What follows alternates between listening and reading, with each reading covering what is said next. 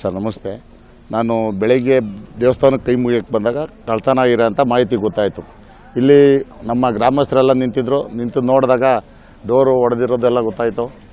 ಆಮೇಲೆ ನಾವು ಬಂದು ನೋಡಿ ಕೈ ಮುಗಿದು ದೇವ್ರಿಗೆ ಏನವ ಹಿಂಗಾಗಿದೆ ಅಂದಾಗ ನಮ್ಮ ಗ್ರಾಮಾಂತರ ಶಾಸಕರಿಗೆ ಮೆಸೇಜ್ ಮುಟ್ಟಿಸ್ತು. ಅವರು ಪೊಲೀಸ್ ಸಿಬ್ಬಂದಿಯವ್ರಿಗೆಲ್ಲ ಹೇಳಿ SP ಅವ್ರು ಬಂದಿದ್ದರು, ಅಡಿಷನಲ್ ತಹಸೀಲ್ದಾರ್ ಎಲ್ಲ ಒಳಗಡೆ ಇದ್ದಾರೆ.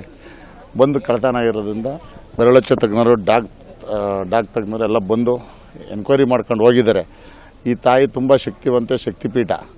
ಆದ್ದರಿಂದ ಅಗಾಧವಾದ ಭಕ್ತರಿದ್ದಾರೆ ದೇವಸ್ಥಾನಕ್ಕೆ. ಅಗಾಧವಾದ ಭಕ್ತರಿರೋದ್ರಿಂದ ಈ ತಾಯಿ ಒಂದು ದಿವಸ ಅರ್ಕೆ ಮಾಡ್ಕೊಂಡು ಭಕ್ತರಿಗೆ ಅವ್ರ ಅರ್ಕೆ ಈಡೇರಿಸಿದಾಗ ಅವ್ರು ಬಂದು ಪೂಜೆ ಮಾಡ್ಕೊಂಡು ದೇವಸ್ಥಾನಕ್ಕೆ ಏನು ನಾವು ಅರ್ಕೆ ಮಾಡ್ಕೊಂಡ್ರೆ ಅದು ಕೊಟ್ಬಿಟ್ಟು ಹೋಗ್ತಾರೆ. ಆದ್ದರಿಂದ ಇದಕ್ಕೆ ಮುಸ್ಲಿಮ್ನ ಒಂದೇ ಜಾತಿ ಜನಾಂಗದ ಎಲ್ಲ ಜಾತಿ ಜನಾಂಗದವರು ಬರ್ತಾರೆ, ಮುಸ್ಲಿಮ್ನವರು ಬರ್ತಾರೆ, ಅವರು ಪೂಜೆ ಮಾಡಿಸ್ಕೊಂಡು ಹೋಗ್ತಾರೆ. ಈ ತಾಯಿ ತುಂಬ ಶಕ್ತಿವಂತೆ.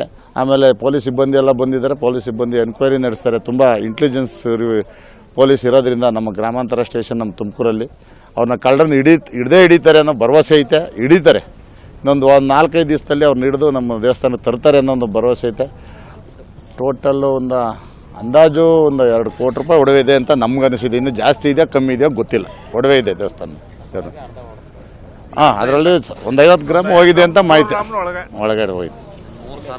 ರವೀಂದ್ರ ಗ್ರಾಮ ಪಂಚಾಯತಿ.